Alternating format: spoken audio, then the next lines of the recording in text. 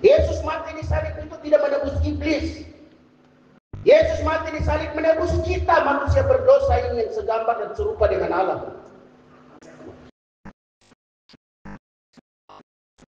Iblis itu sudah ditetapkan oleh Allah akan mengalami hukuman kekal dalam kerajaan.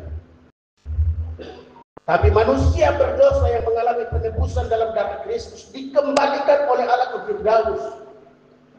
Kita ini bukan mau hidup di dunia ini. Tuhan Allah punya rencana dalam penciptaan itu bikin manusia tinggal di Firdaus, bukan di dunia ini, bukan disentangi. Tinggal dengan Allah di Firdaus. Kita baca seperti apa identitas Allah. Ya. Kita berterima kasih untuk kita. Injil itu bukan datang kosong-kosong, tapi anak Allah turun dan memulai Injil itu di dunia ini.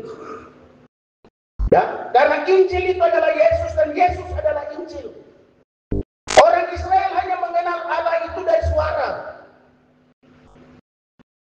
Allah hanya memperkenalkan dirinya kepada Musa dengan 4 huruf Ibrani, YHWH, Yahweh.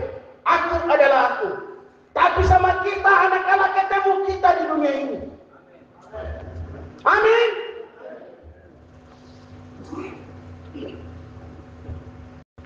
Kita malu. Yesus anak Allah turun mengambil rupa kita menjadi manusia.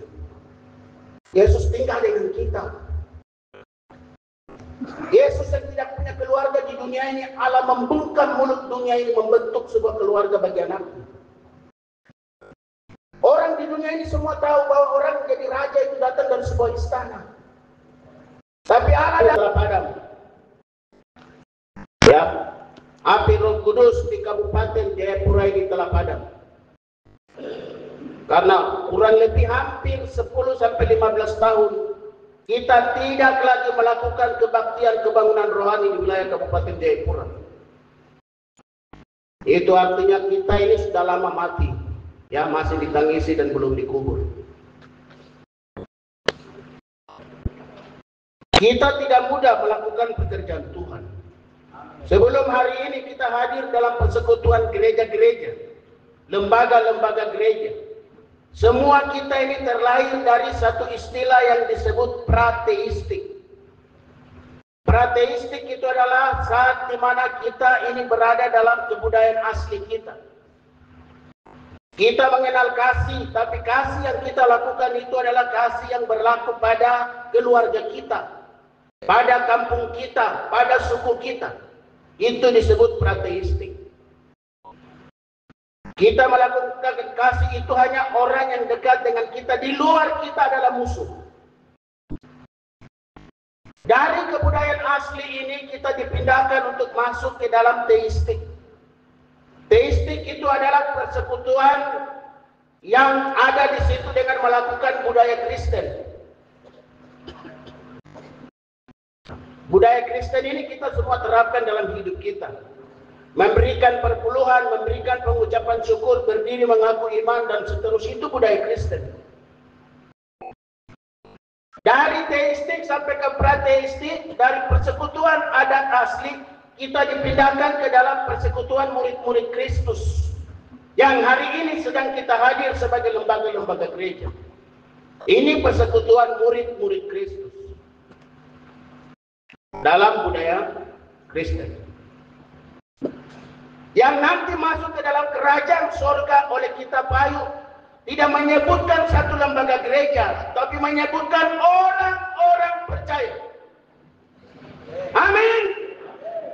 Orang-orang percaya yang akan masuk ke dalam kerajaan Allah. Dari budaya adat asli kita dipindahkan masuk ke dalam budaya Kristen. Dalam setiap kelembagaan gereja, di sini kita ditempa. Kita diajari di GKI, kita diajari di GBI, kita diajari di Kemah Injil, di Gini, di semua gereja-gereja. Bagaimana orang hidup dan menyembah kepada anak Allah. Kita dilatih keadaan hidup surga di bumi ini.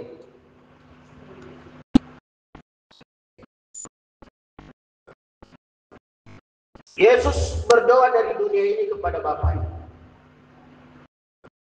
Kalau kita pikir secara manusia, bisa saja Yesus naik ke surga dan memberitahukan Bapa, Biarlah semua orang yang telah saya tebus ini bersama-sama dengan saya dan di dalam Bapa. Bisa.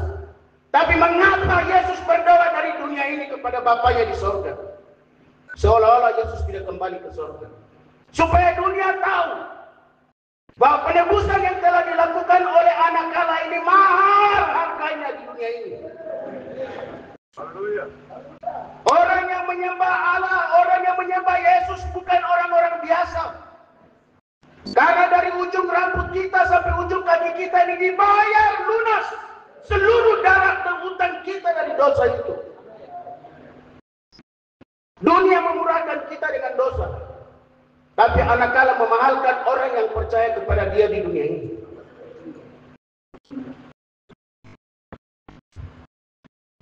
Untuk kita saja Yesus berdiri di dunia ini diludahi. Bapak Ibu, kita duduk ini, orang belum pernah ludah wajah kita. Orang ludah di tanah saja kita sudah mau bongkar rumah. Apalagi orang ludah di wajah kita. Ya, tapi Yesus berdiri diludahi di dunia ini karena kita. Ada saat di mana Yesus berdiri diolok-olok. Ada saat di mana Yesus berdiri ditertawai oleh dunia. Yesus dimahkota duri. Yesus panggul salib. Yesus gantung antara langit dan bumi ini karena kita. Betapa mahalnya kita ini. Kita ini bukan orang-orang biasa, bukan orang-orang penakut, bukan orang-orang bermasalah di dunia ini. Halo? Bukan orang-orang bermasalah. Kita ini orang-orang pemenang.